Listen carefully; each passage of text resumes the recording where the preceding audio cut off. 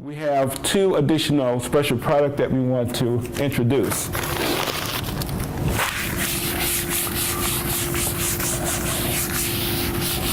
And this is the latter part of this, and this will carry over into your next course, which is college algebra.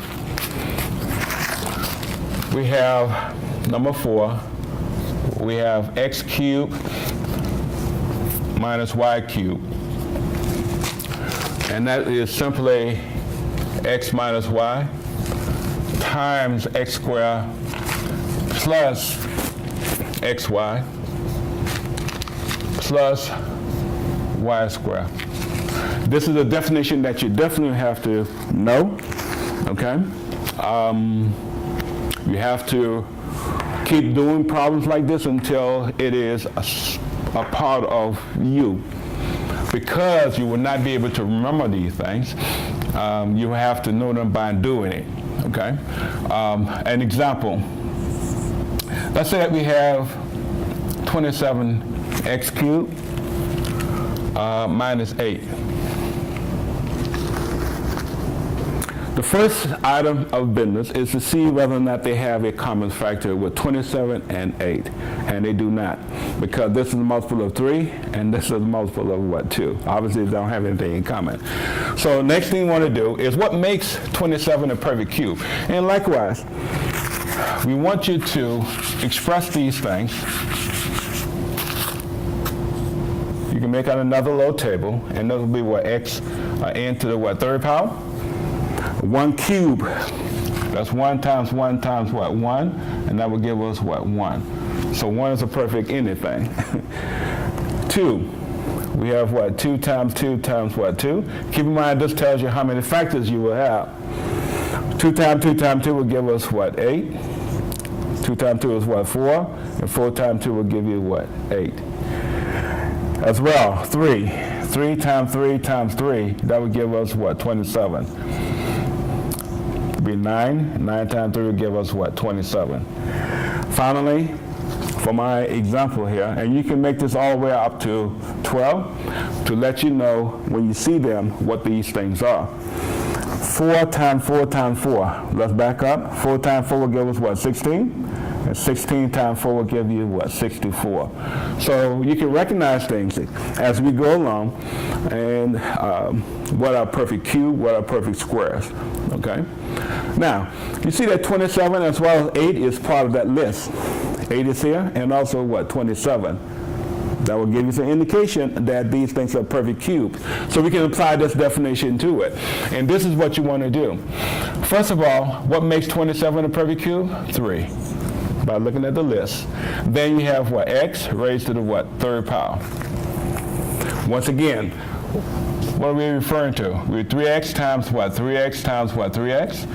And that would give us what, 27x to the what, third power. Likewise, 8. 8 is a part of the list. What makes 8 a perfect cube? Well, you notice that what, 2 does make 8 a perfect cube. So that means that we're going to use 2 raised to the what, third power. Okay? So what you want to do here is identify this as what, your first term, and this is your what, second term. Okay? Once again, this is your first term, and this is your second term. What am I talking about? I'm talking about this. This will be your what, A, and this will be your what, B. And all you need to do is just plug that in to your what, formula. And that's why you need to have this alongside as you're doing your assignments so that you will make it easier for yourself to plug in. But I'm going to go directly under this particular problem and hopefully show you how you would just plug it in. The 3x is the first thing, so I'm going to plug it in as what, 3x minus, and then you have your b. In this case, b is what, 2? That is the first part of our factorization. And then you continue with the second part. It tells me that I'm going to square whatever x is. In this case, x is the what, first term? In this case, that is what, 3x? I'm going to take 3x and raise it to what, second power? And if you look at it, what does that mean for you? That's the same thing as what, 3x times what, 3x? Just multiply. What's 3 times 3? That is what, 9? and x times x, you know, is x squared.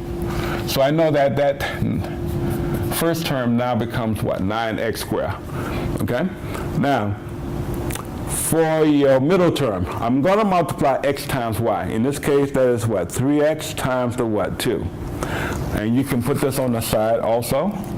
3x times the 2, and that would give us 6x. So our middle term will be what? 6x. And then finally, you have the last term, which is y. Y in this case is what? 2. That's b. So you're going to have what? 2 squared. And 2 squared becomes what? 2 times 2, and that is what? 4. So if you look at it, and basically this is all you wouldn't have to do. There's nothing else that you can do with this particular step. Okay? So our final answer would be 3x minus 2 times 9x squared plus 6x plus 4. Okay? And that is the difference of two what? Squares. Finally, we do have the sum of two cubes.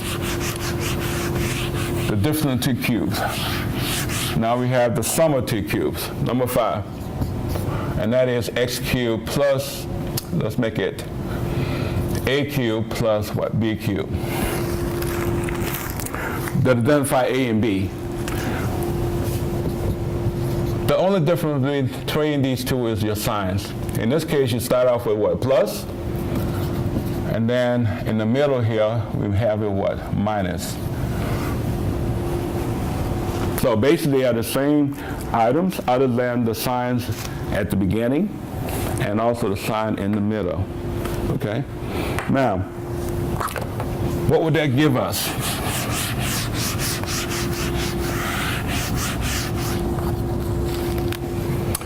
Let's say that we had what? 64 x cubed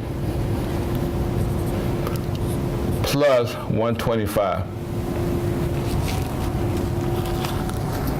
Now, by doing my little table, I know that both 64 as well as 125 is a perfect cube. So I can apply that to it. But let's back up a little bit. You recognize that 64 and 125 do not have anything in common.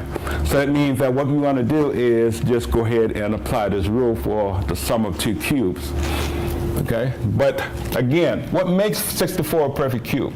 I know by definition that 4 times 4 times 4 is 64. Okay? What about 125? Well, if you take out your calculator, you see that 5 times 5 times 5 is 125. 5 times 5 is what? 25? And 25 times 5 is 125. 5 quarters make $1.25. Okay? So we're going to have what? 5 raised to the what? Third power. And my strategy, and hopefully it'll be yours too, is get these in the form where we can identify A as well as B. A in this case would be what? 4x, and B would be what? The 5. So if I plug it into my formula here, my A will be what? 4x. You really are not doing anything other than to use what you have already created. And your B is your what? 5. Okay? So in this case, we have what? 4x plus what? 5. And then we continue. What is 4x squared? If you can't do it mentally, just write it out. 4x squared will simply be what? 4x times what? 4x. And it indicates that you have to multiply 4 times 4. I know that 4 times 4 will give us what? 16. And then x times x will give us what? X squared. So that will give us 16x squared as your first term inside the second parentheses. And then you have your minus. Here, if you look at it, we are simply multiplying what? The 4x times the what? 5. Let's multiply A times B. And you can write this out also. We have 4x times the what? 5. And that will give us what? 20x. So our middle term will be a negative what? 20x.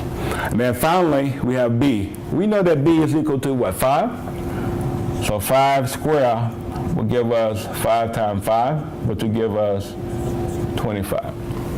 So in essence, what we have is this, as our factorization. We have 4x plus 5 times 16x squared minus 20x plus 25. And this will be your special products that you need to work with in this particular unit.